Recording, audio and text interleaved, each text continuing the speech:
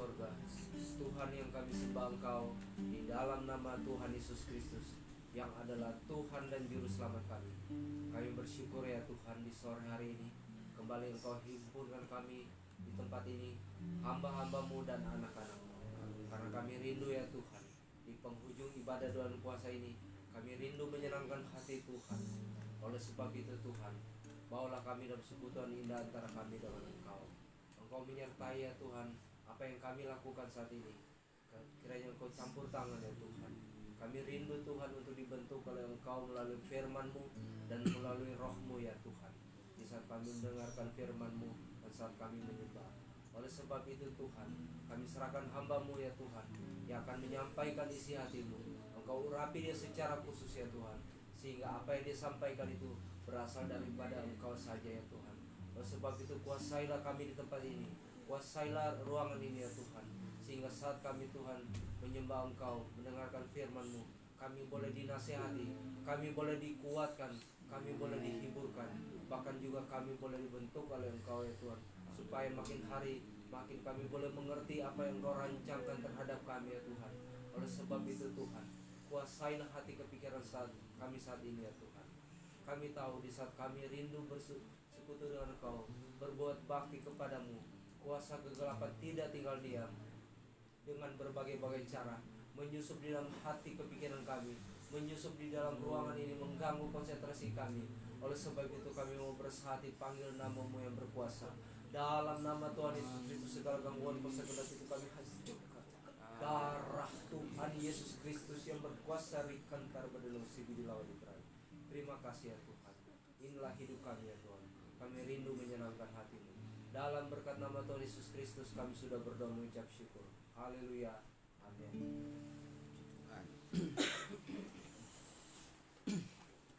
Shalom. Selamat sore. Pada kesempatan yang indah ini kita boleh berhimpun untuk beribadah kepada Tuhan.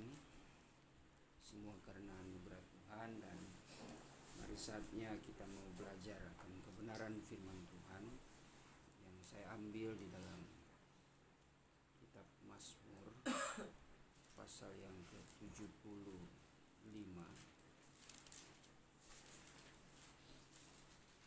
Mazmur pasal yang ke-75 ayat yang ke-4. Demikian firman Tuhan. Bumi hancur dan semua penduduknya, tetapi akulah yang mengokohkan tiang-tiang. Puji Tuhan.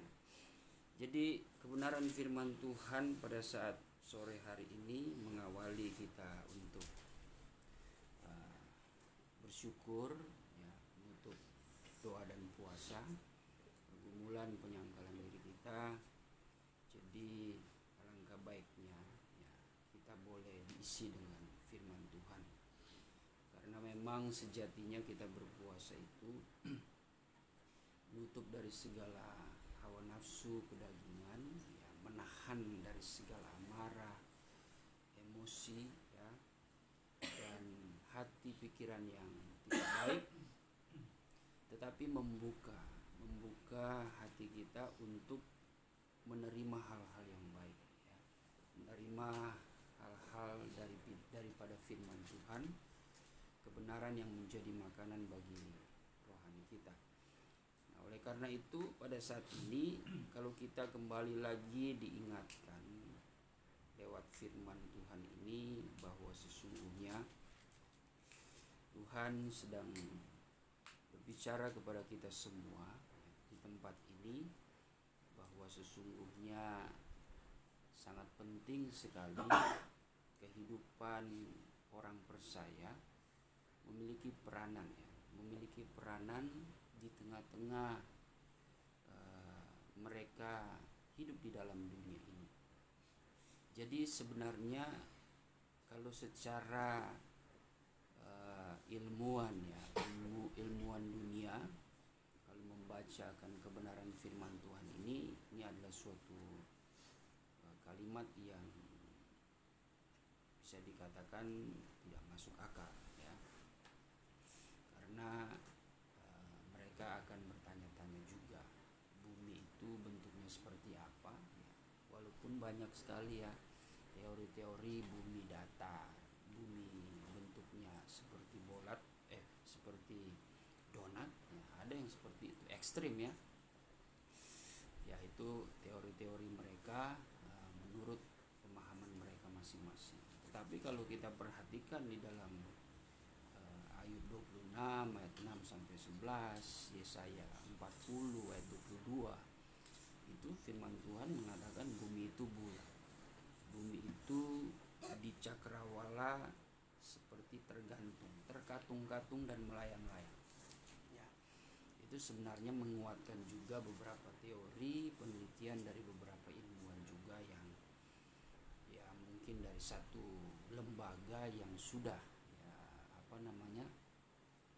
sudah meneliti sampai mereka bisa pergi keluar angkasa ya, walaupun memang secara saya pribadi juga apakah betul itu mereka bisa tembus ke langit keluar angkasa ya, karena banyak juga teori-teori yang kontra ya dengan semua itu, tidak percaya manusia tidak mungkin bisa sampai ke bulan dan sebagainya.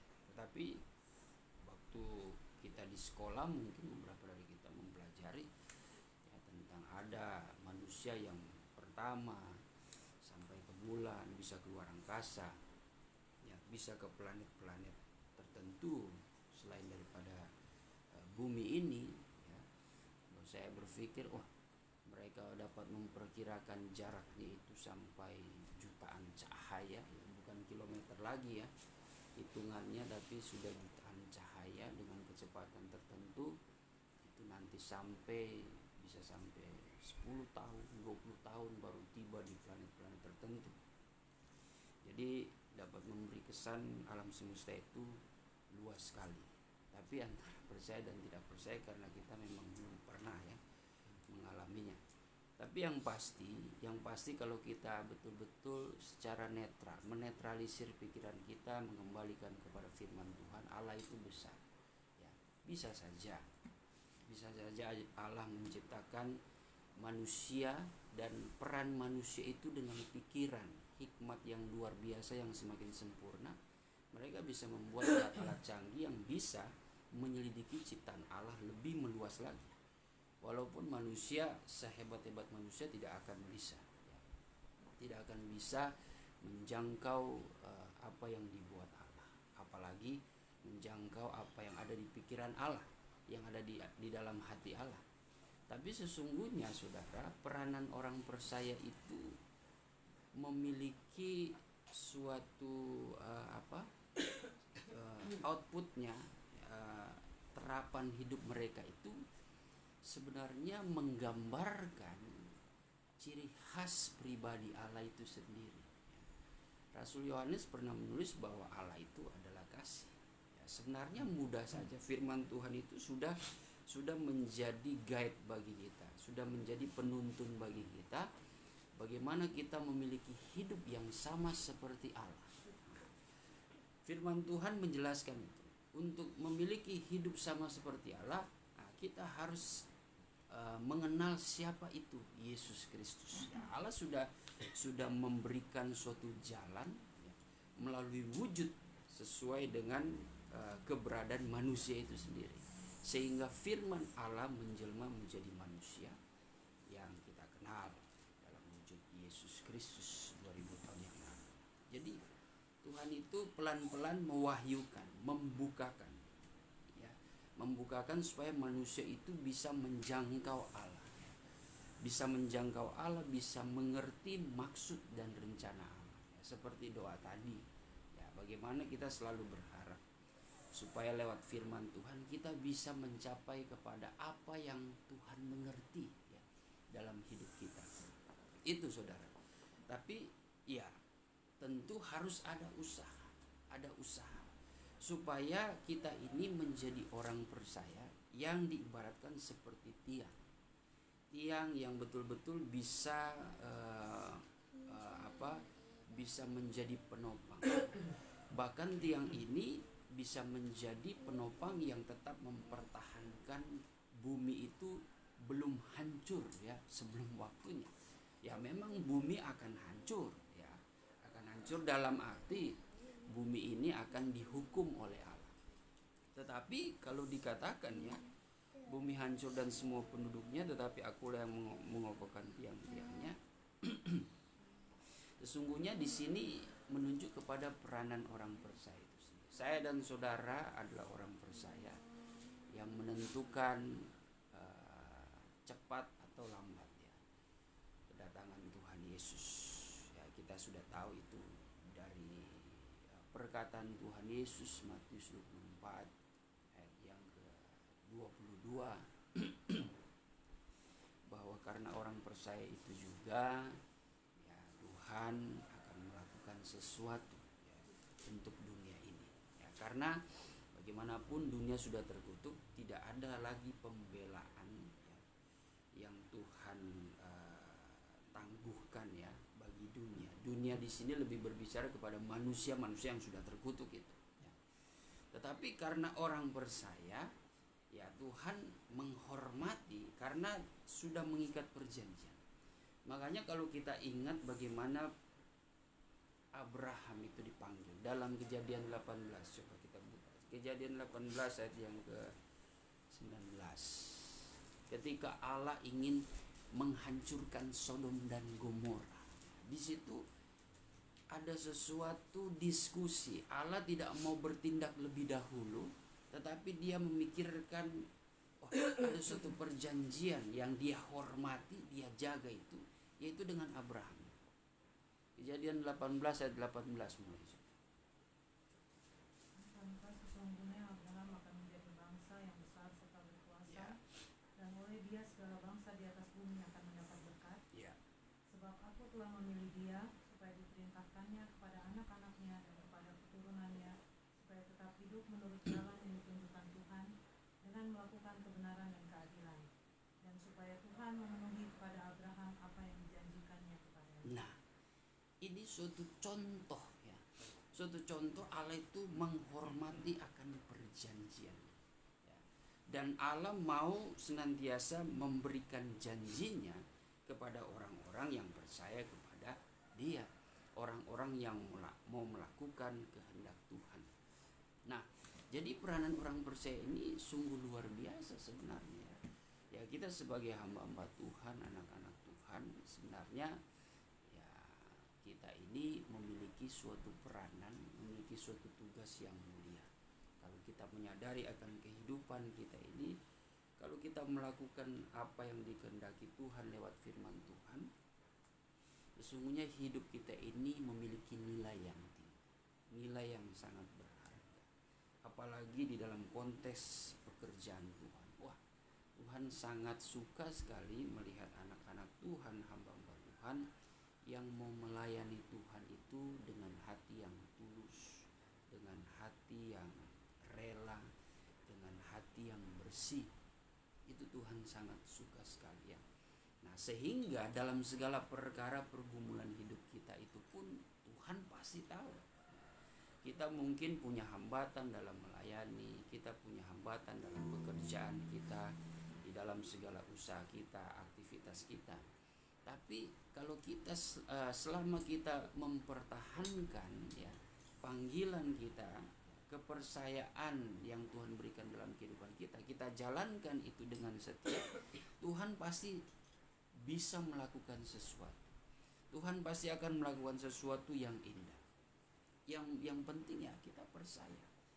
Kalau kita kembali lagi kepada Abraham tadi, ya di situ adalah konteks Tuhan sedang bertanya-tanya kepada Abraham, tawar menawar. Ya. Ini Sodom dan Gomora ini sudah melampaui batas dosa kejahatan yang mereka lakukan. Tapi Tuhan tidak mau melangkahi Abraham. Bukan berarti Tuhan itu takut sama Abraham, tidak.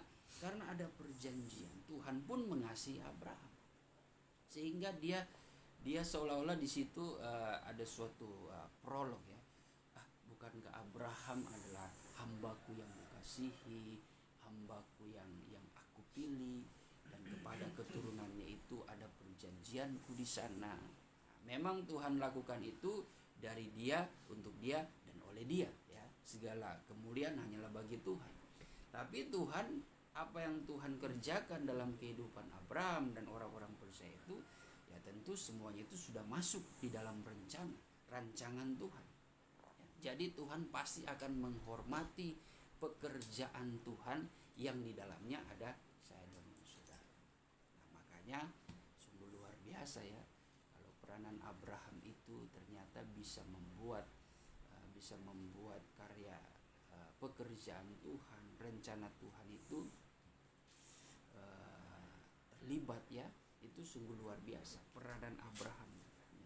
Sehingga Tuhan tawar menawar yang akhirnya di situ dia melihat Abraham mengingat ada saudaranya ya, Lot.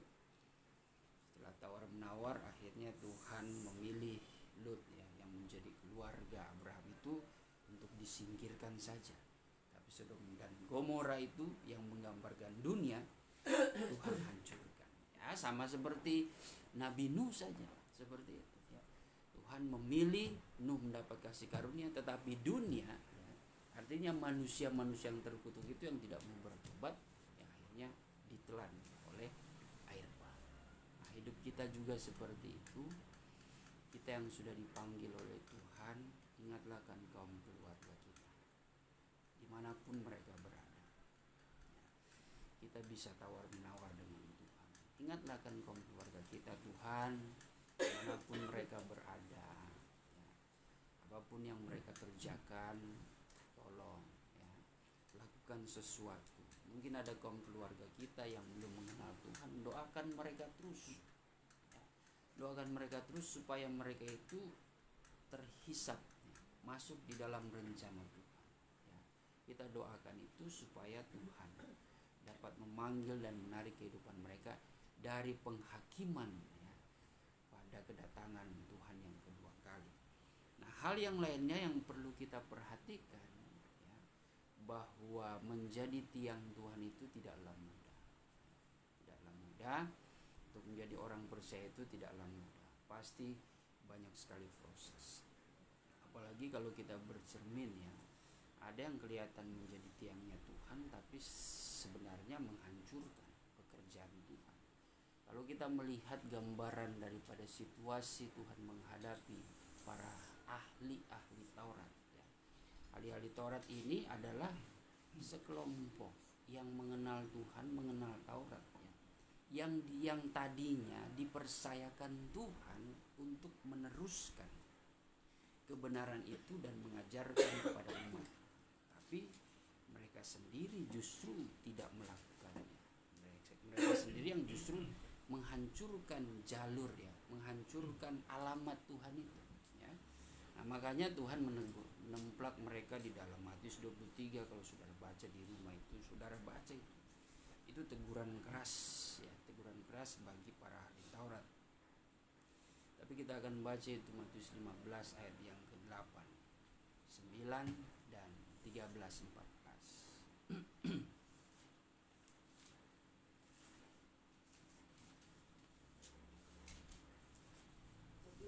Ayat yang ke-8.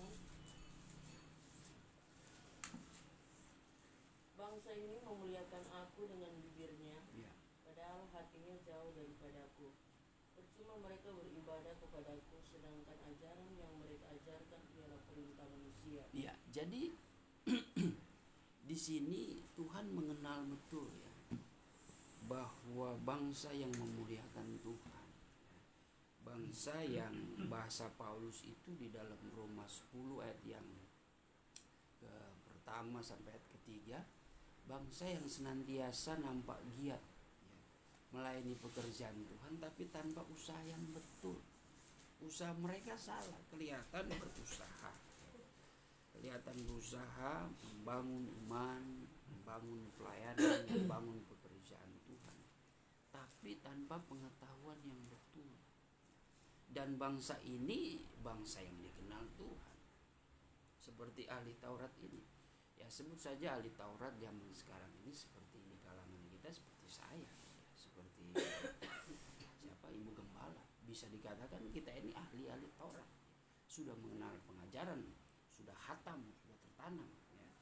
Tapi ya, kita tidak melakukannya dengan setia, kita tidak mempertahankannya. Ada sesuatu hal yang kita tidak turuti, atau ada sesuatu yang mengganggu pikiran kami ini, sehingga kami melakukan hal yang tidak berkenan di hadapan Tuhan. Ya, semua manusia itu punya cobaan, semua manusia itu punya tantangan. Itu yang seringkali menghalangi peranan orang percaya untuk meneruskan kebenaran Tuhan itu dalam perbuatan setiap harinya dalam kita melayani pekerjaan Tuhan. Nah, ini berbahaya. Bangsa ini memang kelihatan memuliakan Tuhan, ya, menyembah Tuhan, iya. Ya, apalagi dikatakan, saya mau katakan ahli Taurat ini seperti tadi kan, ukurannya seperti kami, seperti Ibu Gembala, seperti hamba Tuhan Lucy. Ya. Kita ini yang apalagi ya seperti jemaat yang sudah dipercayakan anugerah roh. Ya, seperti Ibu Pendeta Medi juga, Ibu Setepu juga ya. Jadi kita ini bisa dikatakan ahli Taurat. Ya.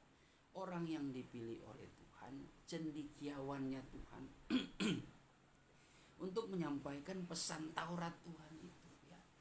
Bukan lagi secara tertulis, tapi menurut hikmat anugerah roh itu ya. Ya, terkadang kita tidak percaya kan, tidak pede, masa sih semulia dan sebesar itu ya, kepercayaan Tuhan. Ya, sesungguhnya itu kalau kita percaya, kalau kita tekuni ya, kalau Tuhan pakai ya, nggak ada orang lain pun yang bisa merendahkan kita. Asalkan kita sungguh-sungguh. Itu peranan orang percaya sungguh luar biasa, saudara ya. Nah, kita ini diibaratkan seperti ahli Taurat, tapi justru standar kita itu kalau bisa lebih. Itu yang Tuhan Yesus inginkan ya. Kalau bisa hidupmu itu lebih daripada ahli-ahli Taurat ini. Nah, itu ya, ahli Taurat ini kan mereka tidak mau dibaptis ya. Mereka tidak percaya roh walaupun mereka penuh firman. Nah, gereja Tuhan yang dipilih oleh Tuhan, lahir baru harus ya. Kalau kita sudah lahir baru, puji Tuhan, kita sudah memiliki anugerah, pastilah semua berawal dari penuh firman dulu. Orang kalau tidak penuh firman, tidak memahami firman, tidak akan sampai kepada pengertian akan karunia-karunia. Bagaimana mereka bisa mengerti lahir baru daripada air dan roh? Bagaimana mereka bisa mengerti bagaimana manifestasi karunia-karunia itu tanpa mereka dipenuhi dulu, diberikan pengertian akan firman Tuhan? Gak bisa. Harus penuh firman, tahapnya baru mereka mencapai kepada maksud-maksud Allah, maksud-maksud ilahi yang lebih akan membawa mereka kepada kesempurnaan iman. Tahapnya seperti itu. Jadi kalau sudah bertemu dengan orang yang nampaknya tidak penuh firman ya, tetapi kelihatannya anugerah dikit-dikit, suara Tuhan dikit-dikit, aku mendengar bisikan Roh Kudus ya, apalagi latar belakangnya tidak ada sekolah Alkitab, latar belakangnya itu ya mungkin karena dia pengusaha atau orang kaya. Wah, itu lain cerita ya.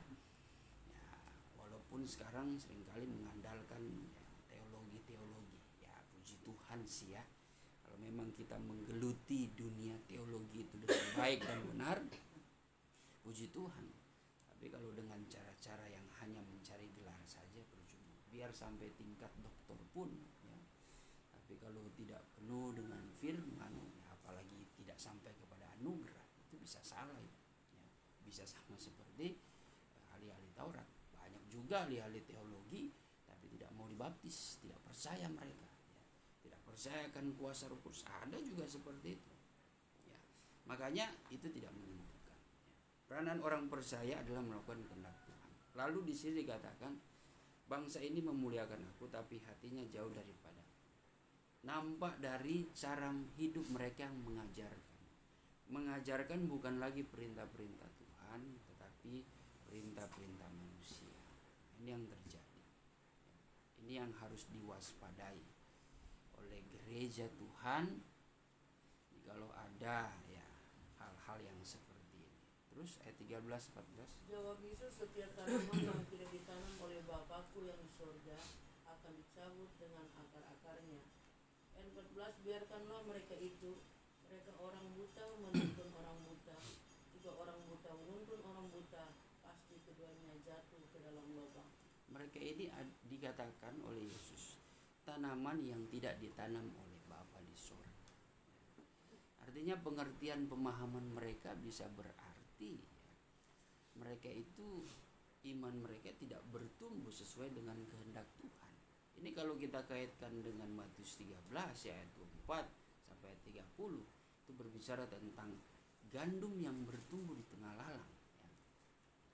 Itu ketika ada seorang menyuruh menabur, ada seorang tuan menabur benih gandum, tetapi ketika mereka tertidur, datanglah musuh menabur benih lagi, tapi lalang. Sehingga ketika keesokan harinya seorang hamba melihat, kenapa ada lalang ini bertumbuh? Aku cabut saja Tuhan. Cuma Tuhan itu mengatakan jangan, karena kalau kamu mencabut sekarang, itu akan terjabut juga dengan gandum, sehingga belum sampai sempurna sudah mati. Biarkan saja, biarkan bertumbuh, biarkan bertumbuh. Nanti ketika waktu penuaian, disitulah akan lebih mudah, lebih nambah. Itu gambaran peranan orang percaya yang dikelilingi orang-orang yang bukan percaya. Jadi kalau saudara hidup sebagai orang percaya itu merasa aman-aman saja, kata siapa? Pasti saudara seperti domba, domba yang di tengah-tengah serigala. Jadi jangan heran, pasti ada hasutan, pasti ada fitnahan, pasti ada kita dibicarakan, pasti kita dijahati, dan sebagainya. Ada orang yang tidak senang melihat kita diberkati dan sebagainya. Mungkin kita sedang melakukan kesalahan, itu yang dibahas, yang dibicarakan, dan itu menjadi aib, menjadi seolah-olah aib kita. Seringkali kehidupan orang percaya seperti itu. Kita bisa membayangkan karena firman Tuhan sudah menyatakan itu. Tapi Tuhan katakan itu supaya kita jangan kaget, jangan heran, mengikut Tuhan ternyata seperti ini, dan akhirnya engkau kecewa. Makanya selalu kita mengingat dalam tulisan di Yohanes itu, Tuhan Yesus selalu berkata, aku telah lebih dahulu mengatakannya kepada kamu supaya kamu jangan kecewa dan meninggalkan aku. Tuhan sudah datang lebih dahulu kok, supaya kita tidak kaget menghadapi tantangan-tantangan seperti itu, tapi kita lebih tenang. Selalu saya gambarkan kepada jemaat, seringkali kalau khotbah di dalam perjamuan suci, selalu saya kait-kaitkan dengan bagaimana dari awal Tuhan dikhianati, Tuhan sampai mati. Yang menjadi perenungan saya itu luar biasa, bagaimana Tuhan menghadapi di antara keluarga persekutuan murid-muridnya itu si Yudas. Bukan berarti dia tidak tahu, tetapi sampai di detik-detik terakhir pun Tuhan Yesus tahu. Tuhan Yesus kasih jalan justru. Apa yang hendak engkau melakukan, lakukanlah sekarang juga. Sebenarnya kalau Yudas ini orang percaya, dia rasa tersentuh, dia rasa bersalah. Tapi karena firman Tuhan mengatakan, setelah itu Yudas kerasukan iblis dan dia pergi menjual Yesus. Firman Tuhan ini telah mengungkapkan ceritanya bagi kita, Jadi kita ini bagaimana dengan bijaksana menyikapinya, bukan kita mencurigai, tapi kita lebih mengoreksi, jangan-jangan saya ini yang jadi begitu, Makanya Yudas ini bukan berarti kita pakai angkat firman Tuhan itu langsung kita menjadi cermin yang harusnya cermin berkaca kepada diri kita, tapi kita pakai cermin itu untuk supaya orang melihat, ini kamu Yudas, kamu seperti itu, kamu seperti itu, bukan seperti itu. Tapi lebih baik kita mengoreksi diri kita waspada dan berjaga-jaga. Itu konsep orang percaya seperti itu. Konsepnya tidak menyerang, tapi lebih ke cukup tahu, lebih ke pertahanan diri. Karena konsep menyerang itu seperti Paulus katakan kepada jemaat di Roma, aku menyerahkan kepada yang maha kuasa, pembalasan itu hanya di dalam tangan Tuhan. Itu seperti kebijakan dalam Matius 13. Biarkan lalang dan gandum itu bertumbuh. Nanti waktu penuaian, ya malaikat-malaikat Tuhan itu yang akan mencabutnya dan memisahkannya. Coba lebih baik kita buka Matius 13 ayat yang ke-29, tidak apalah, baca dari ayat 24 sampai 30. Yang keempat, perumpamaan tentang lalang antara gandum. Yesus membentangkan suatu perumpamaan lain lagi kepada mereka, katanya, "Al kerajaan surga itu seumpama orang yang menaburkan benih yang baik di ladangnya. Tetapi pada waktu semua orang tidur, datanglah musuhnya menaburkan benih lalang di antara gandum itu, lalu pergi. Ketika gandum itu tumbuh dan mulai bergulir, nampak jugalah lalang itu." Ayat 7, "Maka datanglah hamba-hamba Tuan ladang itu kepadanya dan berkata, 'Tuan, bukankah benih baik yang Tuan taburkan di ladang Tuan? Dari manakah lalang itu?' Jawab tuan itu, 'Seorang musuh yang melakukannya.' Lalu berkatalah hamba-hamba itu kepadanya, 'Jadi maukah Tuan supaya kami pergi mencabut lalang itu?' Tetapi dia berkata, 'Jangan, sebab mungkin gandum itu ikut tercabut pada waktu kamu mencabut lalang itu. Biarkanlah keduanya tumbuh bersama-sama sampai waktu menuai. Pada waktu itu aku akan berkata kepada para penuai, kumpulkanlah dahulu lalang itu dan ikatlah berkas-berkas Kumpulkanlah lalang itu dan ikatlah berkas-berkas untuk dibakar. Udah, sampai situ. Kemudian kumpulkanlah gandum itu ke dalam lumbung." Ya, saya mau garis bawahi itu berkas-berkas. Ya, itu terkesan lalang itu banyak, berkas-berkas. Tetapi gandum itu tidak ditulis. Ya, mungkin ini hanya penafsiran saya pribadi. Puji Tuhan kalau ini merupakan sesuatu yang diilhamkan Tuhan. Ya, saya hanya bukan terganggu, ya, hanya penasaran. Kenapa ya ada tulisan seperti ini? Saya tidak tahu, saya tidak sampai menyelidiki sampai kepada teks asli. Tapi saya percaya inilah cara kita mengerti. Tuhan itu bisa memakai di setiap budaya, setiap hamba-hamba Tuhan, ya seperti mungkin Kak Eca sudah cerita yang minggu lalu ya. Itu bukan berarti kita jangan terlalu fanatik di terjemahan lama ya. Soalnya terjemahan lama itu firman yang betul-betul satu-satunya diwahyukan Tuhan. Nah, akhirnya ketika kita dipercayakan ke tempat Yahudinya asli, nah mau pakai bahasa Yunani koinonia, oh ini salah ini. Nah, itu kan akan ditertawakan ya. Atau mungkin di Indonesia inilah, di suku-suku tertentu mereka lebih paham ya dengan bahasa terjemahan di suku. Kan ada, saya baca itu di terjemahan, ada di terjemahan Karo, terjemahan Batak Simalungun, ada juga seperti itu. Bahasa Makassar juga itu ada banyak sekali bahasa. Lalu serta-merta kita cuma paksakan itu dengan terjemahan, karena itu pengajar, bukan seperti itu. Tapi bagaimana ya, kita sudah kemarin bicarakan, karena memang Tuhan itu hadir dan membuka wahyu itu ketika almarhum Om Yance Woruntu itu pada saat itu situasi memegang terjemahan lama. Jadi Tuhan memberikan pengertian sesuai dengan ya apa yang dipegang terjemahan lama. Bukan berarti terjemahan baru itu tidak sesuai pengajaran ya. Saya ada salah satu hamba Tuhan ya, senior tapi anaknya yang membuat status ya, seolah-olah membenarkan bahwa wah puji Tuhan, saya bersyukur saya mengenal terjemahan lama karena inilah ya, dari sinilah sesungguhnya pengajaran itu. Saya kurang setuju seperti itu ya, soalnya terjemahan yang baru, terjemahan lain lama, terjemahan baru, terjemahan yang lain itu tidak diizinkan Tuhan. Memang ada juga terjemahan yang keliru yang sudah mulai menyimpang ya. Memang ada seperti itu. Tapi kalau kita betul-betul memiliki firman Tuhan, Tuhan bisa berbicara ya. Contoh, saya bukan membanggakan diri Saya hanya penasaran saja nih, kenapa ada berkas-berkas. Saya tidak tahu apakah penekanan berkas-berkas ini berbeda dengan bahasa asli. Kalau literal ada enggak itu? Berkas-berkas juga. Ada berkas-berkas juga. Ya memang kita perlu compare juga supaya lebih meyakinkan. Ya. Jadi berkas-berkas ini ya seperti itulah kehidupan orang percaya itu, suatu kelompok yang kecil tapi berkualitas yang masuk ke lumbung.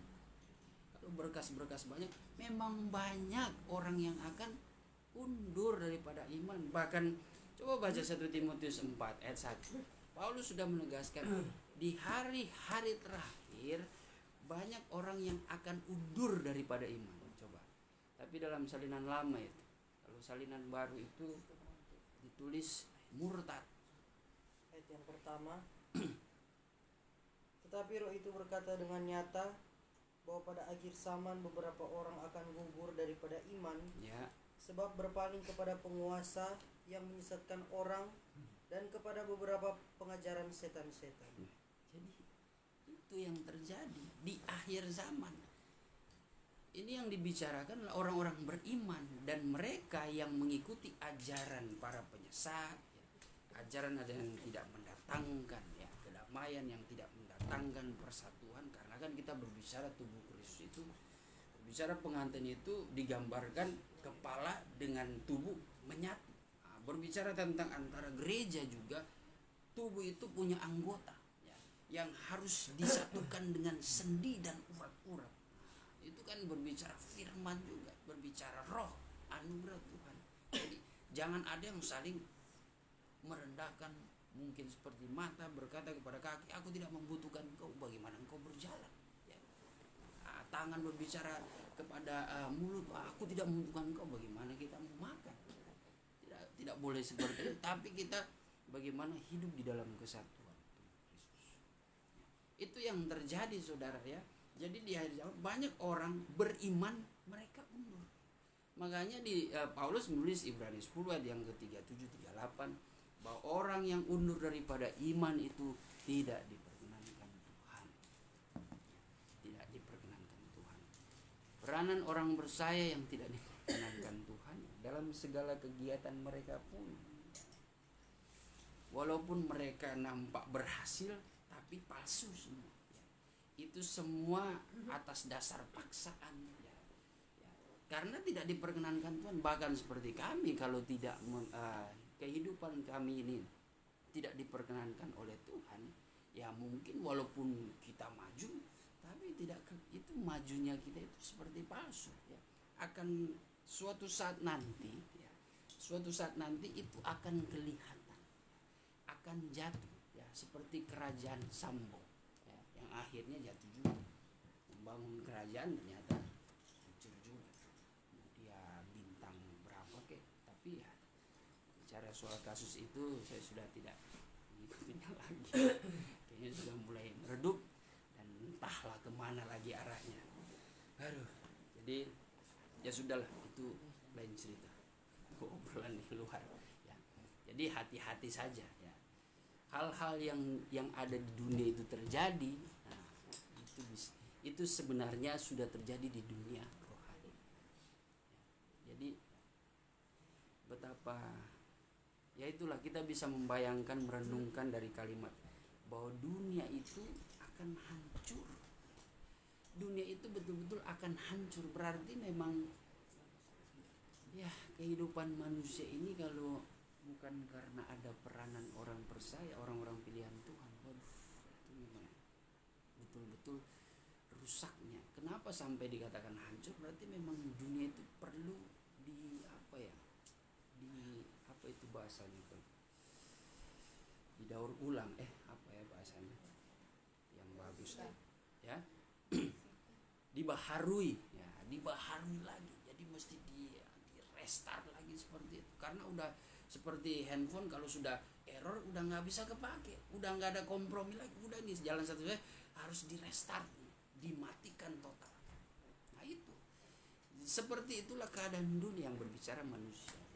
Kalau mau berbicara keadaan dunia, yang paling parah itu Sodom dan Gomora ya, itu yang digambarkan berulang lagi, diulang lagi, diingatkan lagi di perjanjian baru. Sodom dan Gomora itu sering dikaitkan berbahagialah engkau dikatakan sesungguhnya celakalah engkau angkatan ya yang di Korazim itu, Tuhan Yesus menempelak ya. Sesungguhnya Sodom dan Gomora itu lebih ringan hukumannya daripada engkau. Kenapa? Karena di zaman perjanjian baru mereka yang sudah melihat anak manusia itu tapi masih tidak percaya, sehingga Tuhan Yesus katakan kalau Sodom dan Gomora itu melihat anak manusia mungkin mereka bisa percaya dan akhirnya tidak dihukum Tuhan. Tapi angkatan sekarang ini sudah kenal pengajaran tentang pengantin Kristus tapi masih melakukan itu yang membuat betul-betul celaka, memang 7 kali lipat. Nah itu jadi dasarnya itu dari Sodom dan Gomora. Bangsa Israel diibaratkan seperti Sodom dan Gomora karena hidup mereka betul-betul meninggalkan Tuhan. Sodom dan Gomora dan peristiwa di zaman Nuh ya. Nah itu seperti itu kan. Sodom dan Gomora berbicara tentang perzinahan, percabulan, Nuh di zaman Nuh juga seperti itu, perzinahan, percabulan dan sebagainya, kekerasan, kejahatan itu luar biasa, sehingga Tuhan menghukum dunia ini ya. Nah, makanya ya itulah peranan orang percaya itu sungguh luar biasa. Kalau bukan kita, siapa lagi yang Tuhan andalkan? Bukan kita merasa betul ya, tapi setidaknya kita tunjukkan. Kita tunjukkan, jangan sampai kita ini menjadi golongan lalang. Banyak, memang banyak. Tuhan katakan banyak orang yang menuju kepada jalan yang menuju kepada kebinasaan dan banyak orang mengikutinya. Itu berkas-berkas diikat, tapi semua diikat dibakar itu ya. Tapi gandum tidak ya, karena gandum pun ya saya tidak tahu ya proses sebagai petani. Gandum pun kalau ada yang jelek mungkin akan dibuang juga, masuk dalam hitungan berkas-berkas. Mungkin saya tidak tahu proses seperti apa. Pasti yang dipilih itu berkualitas, karena kan banyak yang dijemput, banyak yang dipanggil, tetapi kalau menjadi pilihan itu diseleksi lagi. Tetapi sedikit yang dipilih itu. Nah itulah kabar pengantin. Ini tidak mudah. Kalau ibu setepu masuk kabar pengantin, luar biasa itu. Itu dari antara berjuta-juta itu kan Tuhan pernah bernubuat seperti itu. Kamu beruntung di antara berjuta-juta jiwa, kamu yang kupilih. Tapi bukan berarti Tuhan bilang gitu yang lain biar tidak. Kamu dipilih dan supaya kamu memberitakan kebenaran itu. Karena konsepnya Tuhan supaya seperti 2 Petrus 3 ayat 9, jangan ada yang tidak selamat kalau bisa. Tuhan sabar. Nah, kesabaran Tuhan mempercayakan peranan orang percaya ini untuk memberitakan damai sejahtera. Kalau bisa, jangan ada seorang pun yang tidak selamat. Lalu konsepnya dari Yerusalem, Yudea sampai ke Samaria. Betul ya? Yerusalem tinggi kan? Dia turun ke bawah. Yerusalem di bawah, Samaria di atas. Ya, seperti itu ya. Naik ke atas. Nah, itu luar biasa. Jadi memang berat ya, penuh dengan pergumulan ya. Jadi ya itulah peranan orang percaya menjadi gandum ya. Gandum yang betul. Ini gandum bukan berbicara, bukan konteks ini ya, jelai dan gandum di Wahyu ya, bukan. Lain cerita. Ini sesuatu yang dipilih Tuhan, yang dibawa sampai ke lumbung. Itulah yang ya kalau berbicara lebih dalam lagi itu yang gereja yang dibawa sampai ke awang-awang menikmati pesta ya, pesta bersama-sama dengan Tuhan dan terus masuk sampai kepada Yerusalem baru. Wah, itu luar biasa. Jadi itu gambarannya peranan orang percaya ya, bagaimana kita boleh menjadi berkat, bahwa dunia ini akan hancur tapi paling tidak kita ini menjadi tiang-tiangnya Tuhan. Kita menjadi soko gurunya Tuhan untuk menjadi saluran berkat. Saya ingin hubungkan ke Wahyu 3 ayat 11. Wahyu 3 ayat 12 itu peranan orang percaya yang kalau di akhirat ya, sebagai penutup saja. Saya sentil sedikit. Wahyu 3 ayat 12. Barang siapa menang, ia akan dijadikan satu guru Ya. di dalam bait suci Allahku, dan ia tidak akan keluar lagi dari situ. dan padanya akan kutuliskan nama Allahku, nama kota Allahku, yaitu Yerusalem baru yang turun dari sorga, dari Allahku, dan namaku yang Iya. baru. Dikatakan itu barang siapa yang menang. Menang atas pergumulan, menang atas cobaan, menang atas pengaruh-pengaruh dunia. Yang menang dulu ya. Tapi setidaknya sudah masuk dalam catatan ya, catatan nilai. Wah, ini yang kupilih. Saya dan saudara sudah menerima kabar pengantin. Nah, itu kita menjadi orang pilihan yang dimana sudah ditetapkan, sudah paten itu. Posisi kita di Yerusalem baru sudah pasti itu. Tapi yang menang ya, yang menang sampai langkah terakhir ya. Kalau belum ya belum. Kalau seperti Bapak Gembala ya puji Tuhan, mereka sudah menang itu ya. Semua sudah menang. Para senior yang lain sudah dipanggil Tuhan, mereka sudah menang. Seperti Paulus ya. Mereka sudah mencurahkan darah mereka, pergumulan mereka, perjuangan mereka, sehingga mereka menerima mahkota. Nah, itu jemaat apa itu? Di Wahyu 3. Ada yang tahu?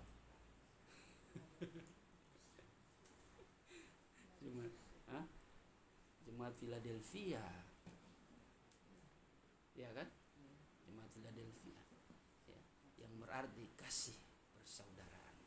Tantangan yang dihadapi Philadelphia itu, kalau sudah baca ayat 8, 9, 10, itu ada jemaat iblis, ya, yang mengaku dirinya Yahudi. Nah, itu sama seperti ada jemaat yang mengaku-ngaku pengantin, tapi sebenarnya mereka bukan pengantin.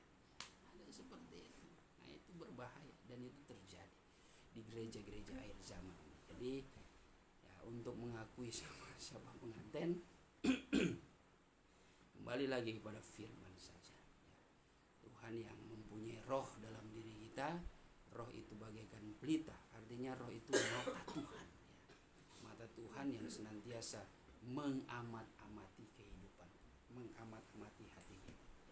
Jangan kita menjadi orang-orang yang justru menjadi tiang, tapi tiang yang kropos, yang justru menghancurkan pekerjaan Tuhan, menghancurkan keluarga kita, menghancurkan pekerjaan usaha kita, lingkungan pergaulan kita.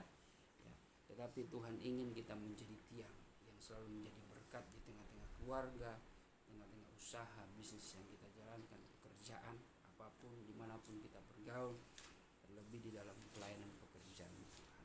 Puji Tuhan, kita berdoa.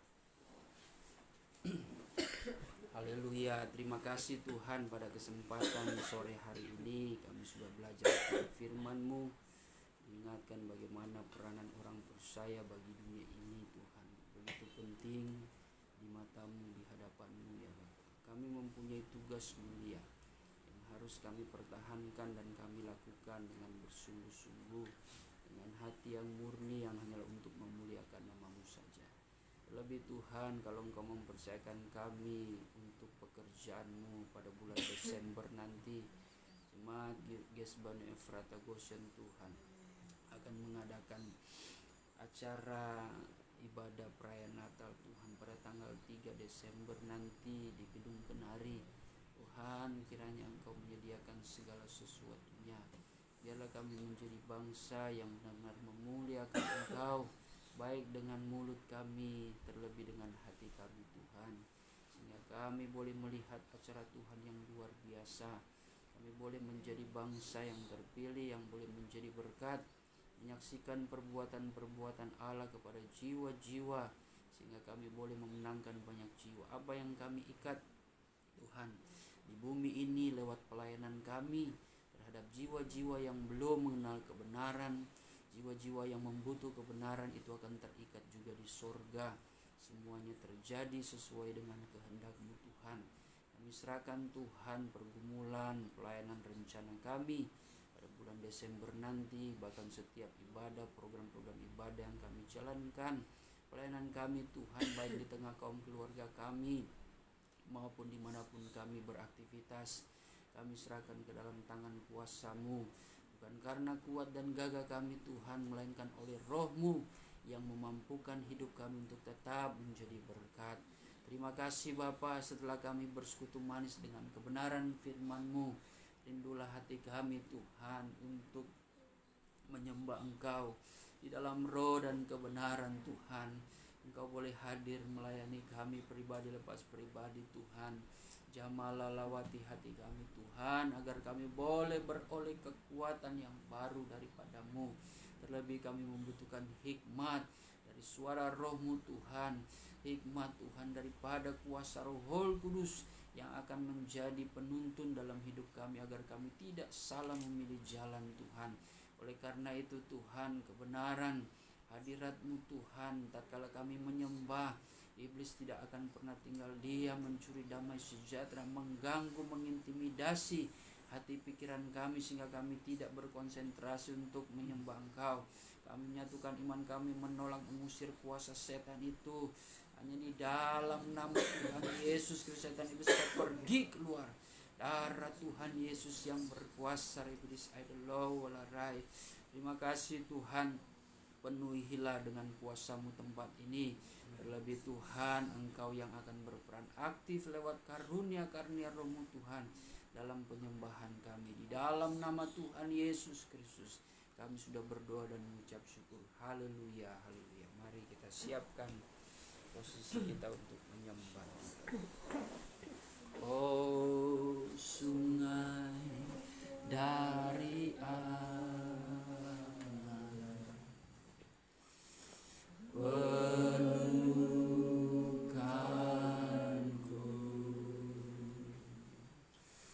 Oh, sungai dari Allah, mengalir dalamku.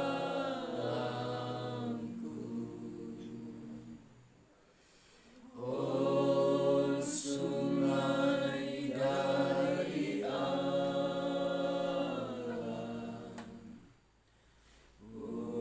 puaskanku.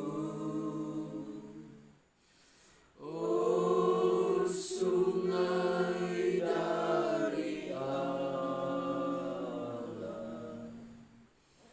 kerinduanku. Rawi-rawi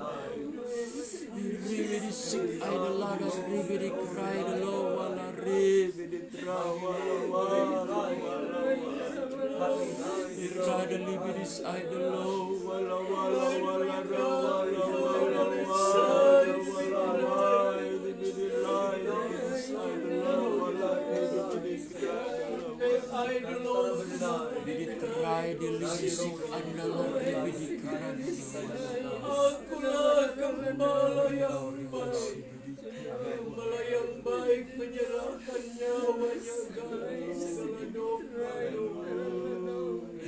Hai hambaku dan anak-anakku, bahagialah kamu karena aku ada di sana. Aku berada di tempat yang mati, tapi aku turun di tengah-tengah peribumi. Aku membuktikan bahwa aku tidak pernah meninggalkan kamu. Sebab itu menyerahlah kamu dengan sungguh-sungguh dan hormatilah kehadiranku di tengah-tengah kamu. Agar kamu dapat memandang kemuliaanku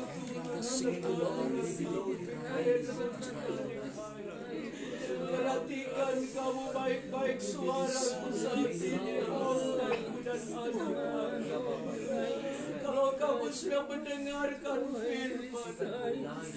firmanku itu adalah aku sendiri.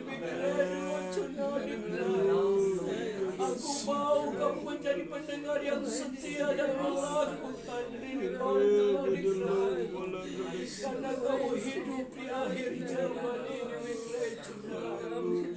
Betapa pentingnya firman selalu ada di dalam kehidupan kamu, agar kamu tetap berjalan di dalam kebenaran-Mu.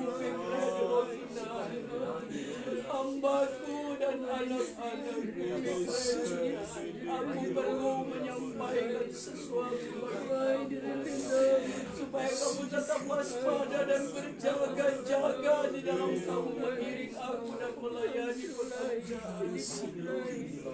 Karena iblis tidak tinggal diam, dengan berbagai macam cara dia akan mengganggu kamu, agar kamu jatuh di dalam dosa.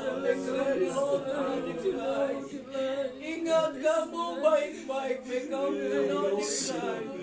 sebelum terjadi aku sampaikan kepada kamu berhati-hatilah kamu. Jagalah setiap ucapan kamu.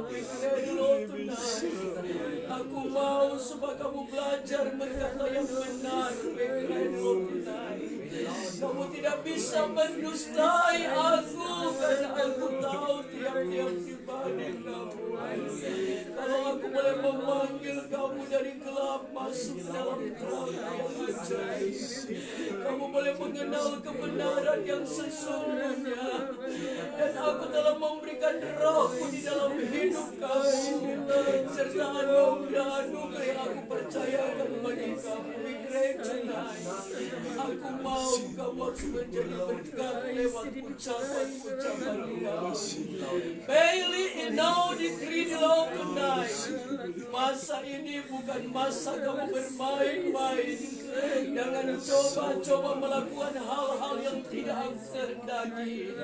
Tapi aku mau kamu hidup dalam persatuan kerukunan, sehingga mengundang berkat-Ku turun di tengah-tengah kehidupan kamu melayani pekerjaan. Seringkali aku sendiri melihat keberadaan kamu. Aku mau supaya kamu hidup jujur dan benar di hadapanku. Belajar berkata ya di atas ya, tidak di atas tidak. Karena lebih dari itu jahat semata-mata. Daily I butuh cry I hamba-hambaku dan anak-anakku. Tetaplah kamu tegar di dalam melayani pekerjaan. Jangan kamu takut kepada manusia. Takutlah kamu kepada kamu akan melihat sesuatu yang akan kerjakan di tengah-tengah dunia ini, untuk membuktikan ada perbedaannya antara orang yang beribadah dan tidak beribadah. Lehesi become the night. Jadi bukan terdiris, ada bukan try. Hamba-hambaku dan anak-anakku, aku tahu setiap kerinduan hati kamu di tengah-tengah melayani pekerjaan. Sekecil apapun pekerjaan yang kamu kerjakan, yang aku percayakan, kerjakanlah itu dengan sungguh-sungguh, dengan tidak bersungut-sungut dan berbantah-bantah. Karena aku akan berbuat sesuatu yang ajaib di tengah-tengah pekerjaan. Aku tahu ada di antara kamu yang bimbang dan khawatir dengan keadaan yang ada. Lehesibik ano dilitunadikrai. Bek adolotunadikrai. Kalau aku melihat keberadaan kamu, dan kamu hidup dalam persatuan, kamu akan lihat sesuatu aku buat indah pada waktu. Leheni become tonight, karena aku melihat pekerjaan. Kalau aku cuma melihat keberadaan kamu manusia, masih banyak hal-hal yang kamu lakukan yang membukakan hati kami. Tapi aku mengingat pekerjaanku adalah pekerjaan. Aku mau kamu bersungguh-sungguh terbeban dalam pekerjaan. Nedi gradili cunai, dan aku minta libatkan selalu aku di dalamnya. Maka kamu akan lihat predikal tenai. Segala sesuatu aku sanggup mengenakan dari tidak ada menjadi ada. Mengertikah kamu? Masihkah kamu ragu hamba-hambaku dan anak-anak? Lehesi kamu tenai. Bet andalo tenai, percaya mujizatku masih ada di tengah-tengah kamu. Lehenai dalo tenai. Bet andalo tenai dikrai. Dan belajarlah kamu berkata yang benar. I know it. Bet I know it tonight. Aku tidak mau kamu bermain-main di dalam pekerjaan. Lesibik atunai. Tapi aku minta kepada kamu, hiduplah kamu di dalam persatuan, dan hiduplah kamu rendah di hadapan. Maka kamu akan lihat aku akan lakukan sesuatu. Hai kamu, aku tahu apa yang menjadi pergumulan. Satu hal yang perlu aku ingatkan kepadamu, jangan sampai engkau kecewa dengan keadaan. Engkau harus yakin, hai hamba, aku akan turut bekerja bersama-sama dengan kamu, dan aku akan lihat sesuatu yang aku akan buat. Karena aku tidak mau kalau kamu bermain-main dalam pekerjaan. Aku akan mengadakan suatu pembersihan besar-besaran.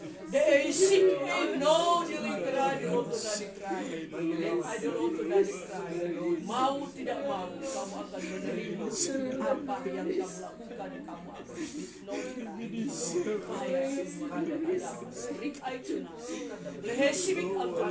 sebab itu hai hamba, jangan engkau takut.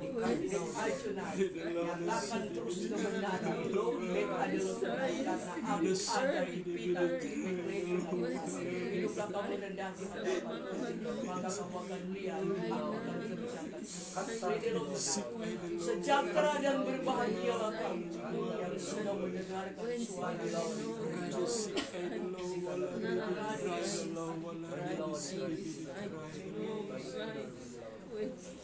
Terima kasih Tuhan, pada saat sore hari ini kami boleh dikuatkan roh kami Tuhan, untuk senantiasa menjadi orang-orang pilihan yang boleh senantiasa Tuhan mengerjakan pekerjaan-Mu Tuhan. Ampuni kami dalam segala kekurangan, kesalahan dan dosa yang kami perbuat di hadapan-Mu Tuhan. Tapi ketika Engkau mempercayakan kami akan suatu pekerjaan-Mu, kuduskanlah hati kami Tuhan. Biarlah kami tetap melakukan Tuhan dengan setia, dengan tiada berbantah-bantah dan bersungut-sungut.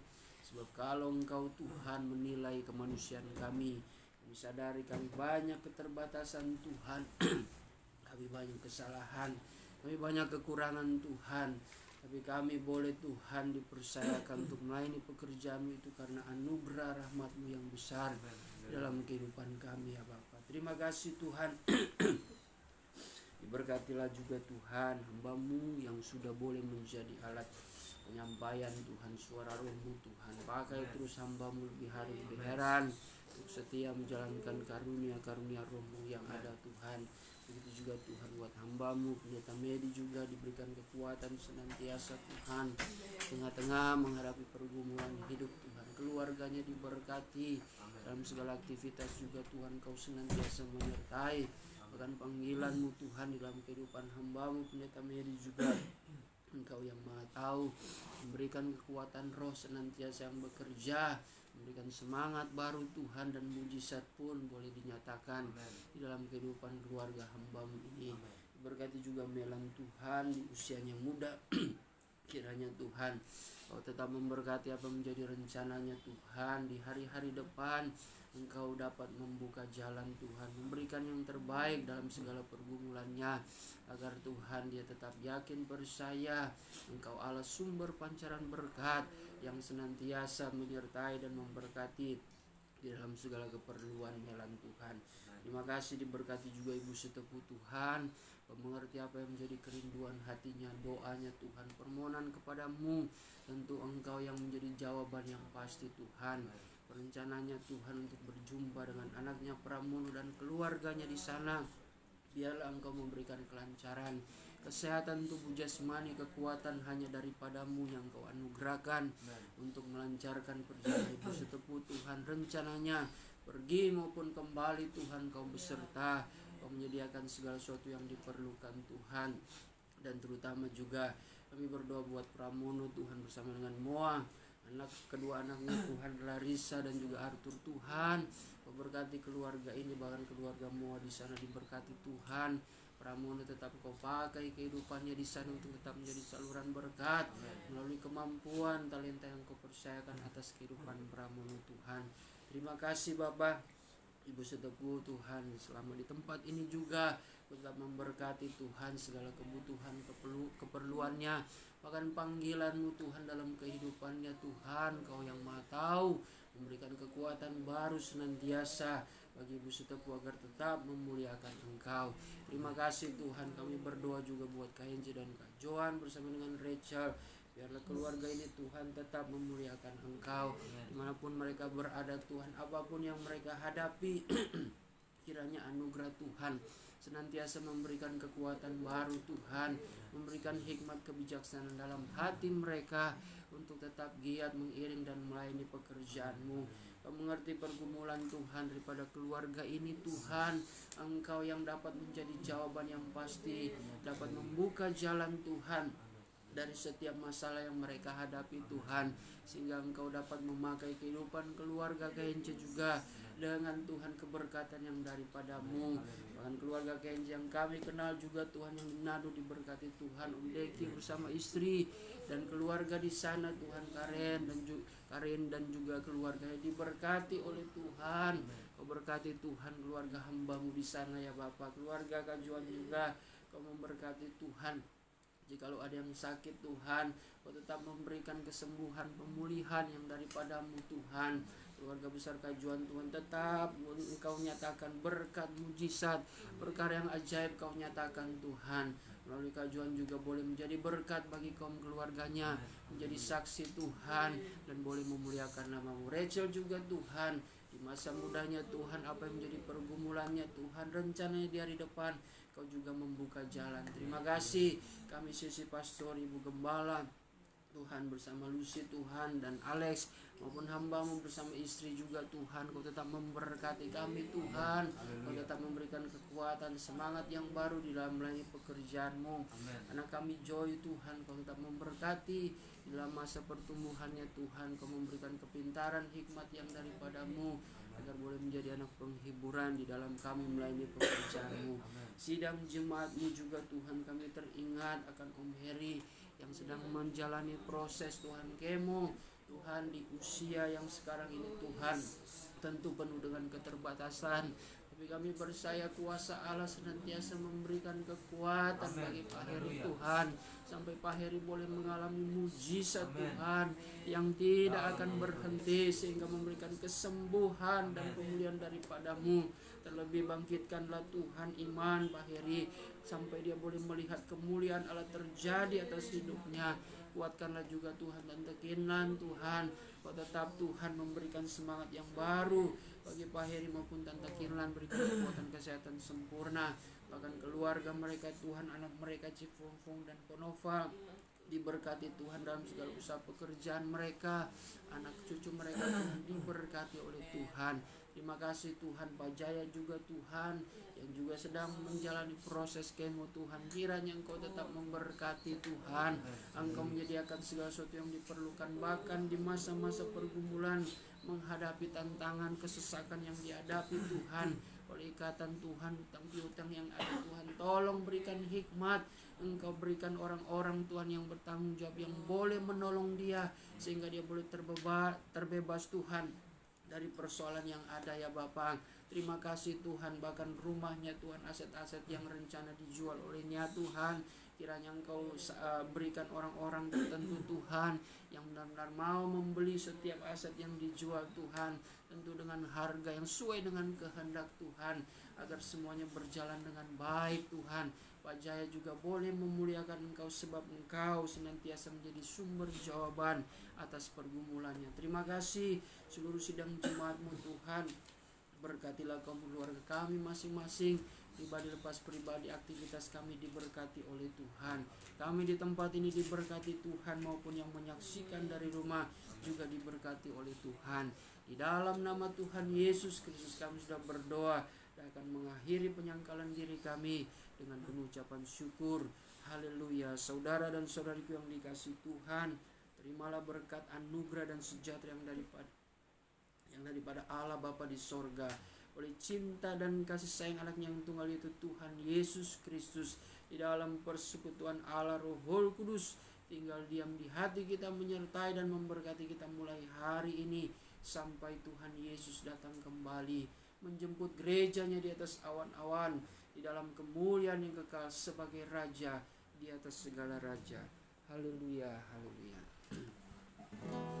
Terima kasih Yesusku, kuatan anugerah yang Kau beri, sebab hari ini Tuhan adakan syukur lagi. Amin. Tuhan,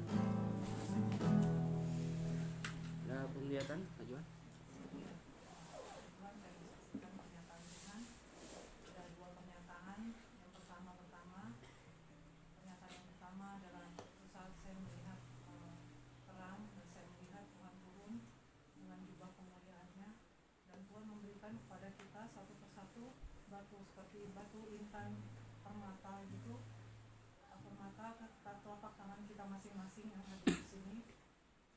Dan kemudian Tuhan berkata, aku mau supaya kamu menjadi seperti intan permata ini, di mana semakin dibersihkan maka batu ini akan semakin berkilau. Dan kemudian penglihatan yang kedua, saya melihat ada sebuah kayu, dan juga sebuah tiang kayu dan sebuah tiang yang dari besi. Dan tiang besi itu berlapiskan emas, tapi kayu yang berwarna coklat ini hanya kayu biasa. Dan kemudian makin lama kayu ini semakin rapuh karena ada rayap, terus terkena angin, terkena hujan. Jadi dia semakin lama semakin rapuh dan akhirnya dia hancur. Tapi besi yang berlapiskan emas ini dia tetap kokoh berdiri. Dan kemudian di atas kayu dan besi ini saya melihat ada rumah seperti bangunan yang ditaruh di atas itu. Tapi karena kayu ini sudah hancur, akhirnya bangunan itu pun ikut hancur. Tetapi yang di atas besi itu tetap berdiri tegak. Lalu ada suara Tuhan yang berkata, aku mau supaya kamu menjadi tiang-tiangku seperti besi ini yang kuat akan firman dan pengajaranku. Karena jika kamu tidak dikuatkan oleh firman dan pengajaranku, maka kamu tidak akan bisa menjadi tiang-tiang dalam pelayananku.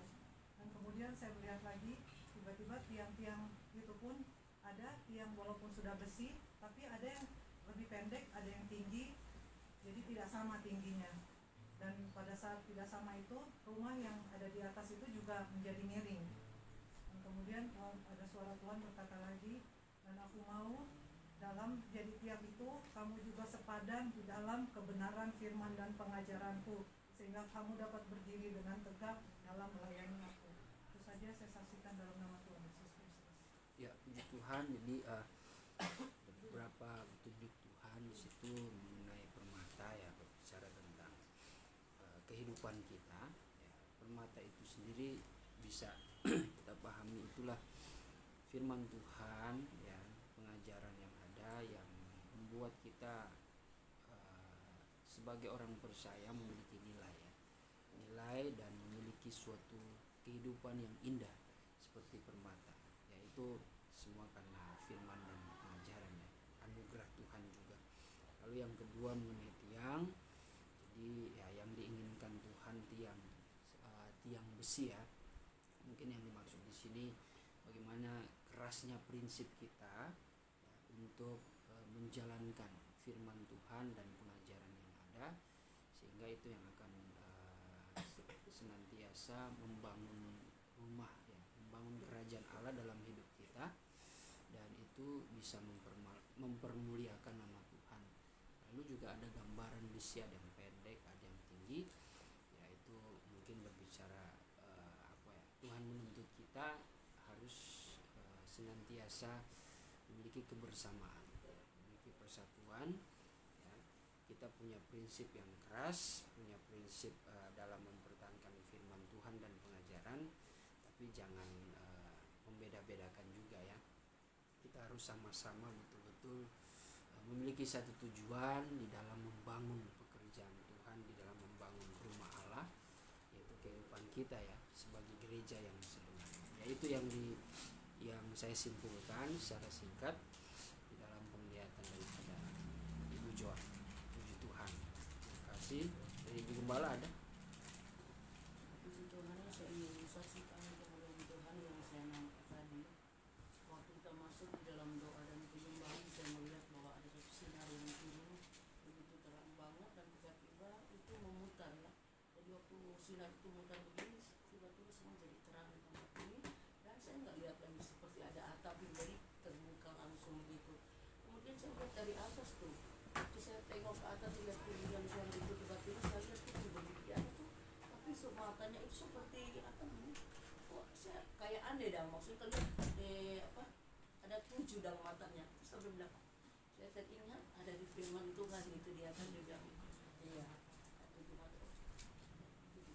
Oh, kayaknya 7 mata itu lihat dan pokoknya lihat orang sekeliling itu Tuhan bilang tidak ada yang bisa kamu sembunyikan, semua aku tahu keberadaan kamu pada itu.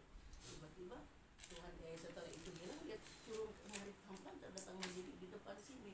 Waktu saya terus terang waktu penyembahan itu saya sempat karena rasa gatal lihat, tapi saya tetap nggak fokus di sini, saya cuek aja karena saya pikir saya fokus di dalam penyembahan. Tiba-tiba kok kayaknya gatal tuh hilang. Tuhan hilang begitu, tiba-tiba Tuhan sudah di depan. Saya masih menunggu ke orang-orang ini, maksudnya semua kan Tuhan tadinya mutar lihat-lihat satu-satu, tapi ternyata waktu Tuhan lihat ke saya pas ada di depan sini, Tuhan ada di depan, tiba-tiba dia langsung bicara. Dikatakan aku adalah gembala. Jadi apa yang Tuhan bilang itu yang aku sampaikan. Nah di tengah-tengah penyembahan itu saya lihat Tuhan sementara berbicara, tapi dia berjalan ya, dia perhatikan kepada orang satu-satu, dan dia pegang trompet kamu semua, dan dia pegang jadi satu begitu. Oh, seperti ada rantai begitu di anu. Tuhan katakan kamu harus pelihara persatuan kamu karena itu sangat menentukan berkat aku curahkan bagi kamu. Tapi kalau ada di antara kamu yang melayani aku dan kamu bimbang, kamu tidak akan melihat sesuatu. Jadi Tuhan mau supaya orang tulus ikhlas melayani, karena yang kita kerjakan ini bukan pekerjaan manusia, tapi aku yang mempunyai pekerjaan. Tuhan katakan begitu. Sesudah itu Tuhan saya tunjuk. Jadi seperti khotbah tadi itu masuk 74, saya melihat bahwa seperti ada bumi begitu yang tergantung, tapi yang menjadi tiang itu saya lihat lain ya, hamba-hamba Tuhan. Saya lihat orang-orang yang udah oleh Tuhan dan dipakai oleh Tuhan. Tanya kok tiang kenapa jadi manusia begitu? Tiang itu berbicara hamba-hambaku. Oh, puji Tuhan ya. Jadi Tuhan katakan kamu adalah hamba-hambaku yang menjadi tiang di tengah-tengah, dan harus menjadi tiang yang benar. Jangan kamu tidak menjadi tiang yang tidak benar, tapi jadi tiang yang benar di mana kamu pergi dan berada, tunjukkan bahwa kamu adalah tiang aku. Tuhan katakan begitu. Dan Tuhan pakai orang sesuai dengan kehendak. Jangan ada di antara kita yang merasa bahwa kita tetapi setelah itu hilang, saya lihat keseberdiri dia semua.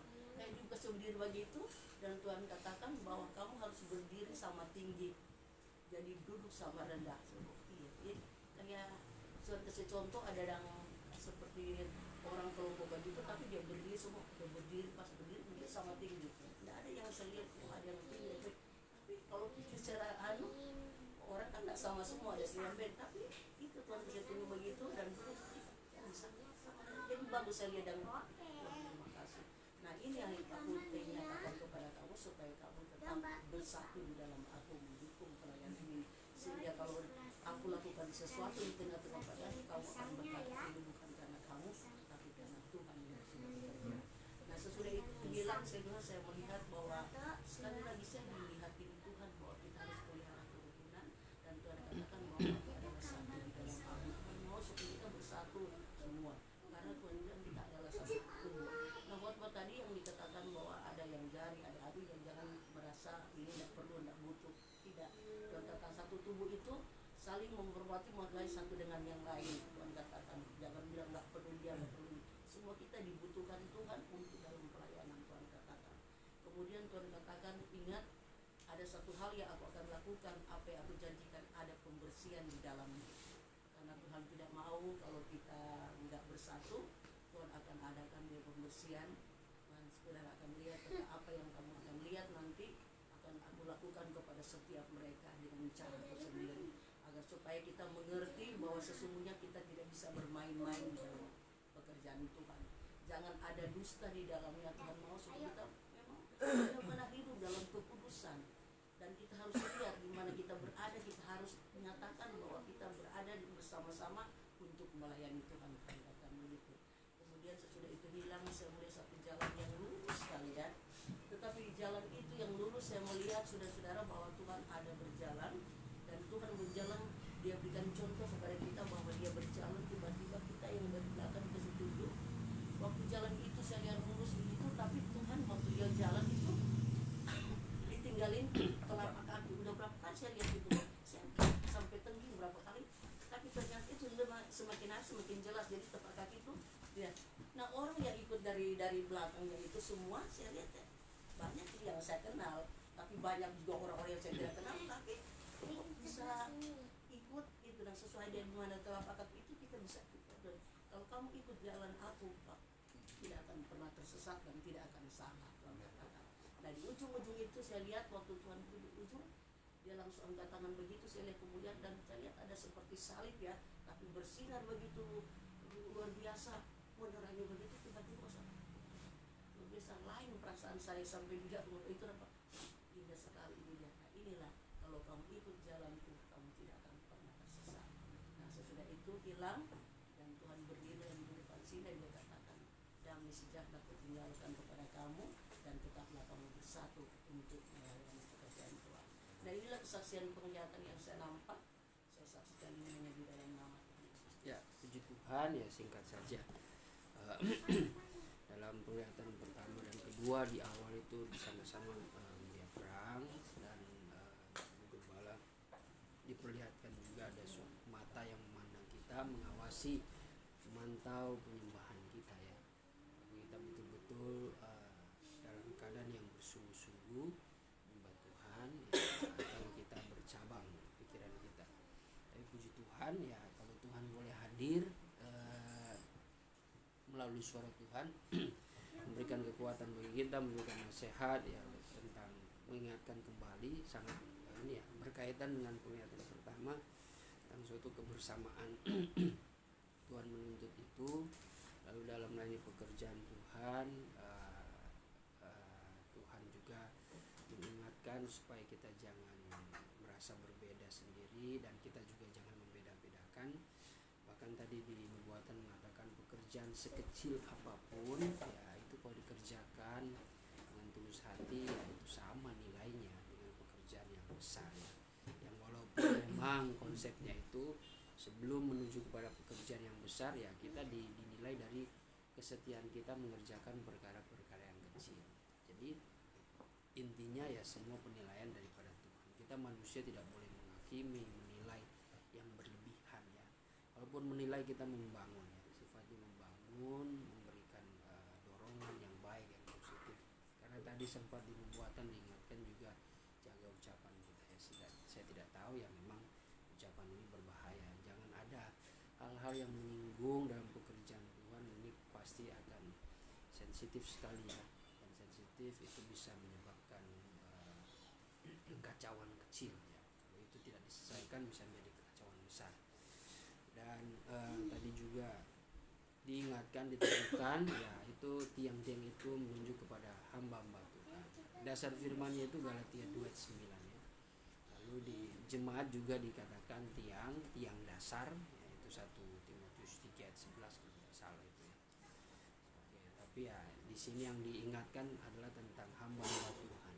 Artinya saya tidak tahu hamba-hamba Tuhan di sini spesifikasi maksud Tuhan itu apakah mengarah kepada mereka yang dipercayakan untuk melayani pekerjaan Tuhan, atau secara umum maksudnya kita yang sudah lahir baru daripada air dan roh sampai beroleh anugerah itu sebenarnya hamba Tuhan. Karena kan anugerah diberikan itu supaya kita menjadi saksi melayani pekerjaan Tuhan. Nah, jadi itu secara general sebenarnya orang yang sudah sampai kepada tingkat karunia, mau dia kerja mau dia mau dia hamba Tuhan, kerja full timer atau bekerja, tapi kalau dia betul-betul setia menjalankan anugerah, itu yang dikatakan hamba Tuhan ya. Walaupun memang secara itu organisasi juga ya ada memang secara khusus dilantik ada jabatan hamba Tuhan pendeta ya, mungkin lebih mengarah juga kepada hal-hal yang seperti itu ya. Nah, terus mengenai kebersamaan, kesetiaan kita untuk mengikuti jejak Tuhan, dan di depan sana ada salib Tuhan ya, artinya selalu yang diperhadapkan dengan kehidupan kita menjalani mengiring Tuhan itu pasti ya ada pergumulan, tantangan ya. Tapi salib itu menggambarkan kita harus lewati itu supaya kedagingan kita itu dimatikan. Jadi tantangan itu membuat kita semakin rendah dan tidak berdaya, sehingga kita senantiasa mengalami ya, senantiasa mengandalkan Tuhan. Tapi kalau manusia tidak direndahkan Tuhan, waduh, itu sombongnya minta ampun ya. Tapi karena salib itu diajarkan kita untuk taat setia, merendahkan diri, luar biasa seperti Yesus Kristus. Nah, itulah yang diingatkan kepada kita. Mengikuti jejak artinya mengikuti pengajaran ya, mengikuti firman Tuhan. Apa yang Tuhan sudah kerjakan itu dalam kehidupan kita sampai kita mengalami kemuliaan yang daripada Tuhan. Puji Tuhan, saya kira itu saja. Kita akan memberikan bersama.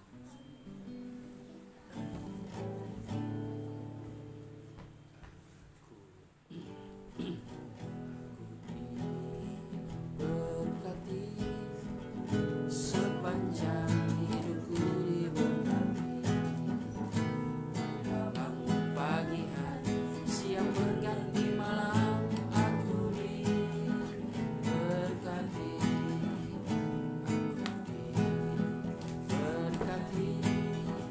sepanjang hidupku diberkati, bangun pagi hari, siang berganti malam, aku diberkati. Ya, puji Tuhan, terima kasih atas persembahannya, dan saatnya kita akan menikmati berkat makanan. Nanti persembahan dan makanan didoakan Bu Pendeta Medi. Amin. Silakan. Bapa Sorgawi, Bapa yang kami panggil di dalam nama Tuhan Yesus Kristus sebagai Tuhan dan Juru Selamat kami, yang tidak pernah meninggalkan kami sampai saat dan detik ini.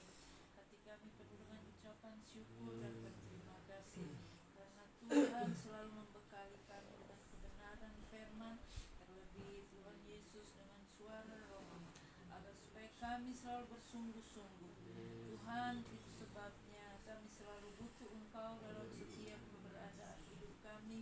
Walaupun kami harus menghadapi tantangan demi tantangan, tapi kami tetap libatkan Tuhan dalam setiap kehidupan kami, sehingga kami selalu merasakan bagaimana penyertaan Tuhan. Tuhan selalu membuktikan dan meyakinkan dalam setiap kehidupan kami bahwa sampai saat ini Tuhan selalu mengamat-amati dan memperhatikan setiap kehidupan kami, terlebih hati kami agar selalu berpaut kepada Tuhan. Terima kasih Tuhan, sesudahnya kami dibekali dan beribadah kepada Tuhan, Tuhan diperhadapkan dengan makanan dan minuman dari keluarga hamba-Mu gembala kami di tempat ini. Tuhan, Engkau memberkati dan kuduskan setiap makanan yang sudah disediakan, dan berkati juga rumah pastori. Engkau tahu kebutuhan keperluan hamba-Mu. Kami tetap serahkan di dalam tangan-Mu, karena emas dan perak Tuhan yang punya. Langit dan bumi dan segala isinya Allah yang menciptakannya. Itu sebabnya Tuhan Yesus, Engkau berkati melalui ciptaan-Mu kepada keluarga hamba-Mu, juga kami semua yang ada. Terima kasih Tuhan, kami sambut berkat dengan penuh ucapan syukur, hanya di dalam nama Tuhan Yesus Kristus, Tuhan dan Juru Selamat kasih jiwa kami. Haleluya. Amin. Amin. Puji Tuhan. Shalom dan terima kasih. Shalom.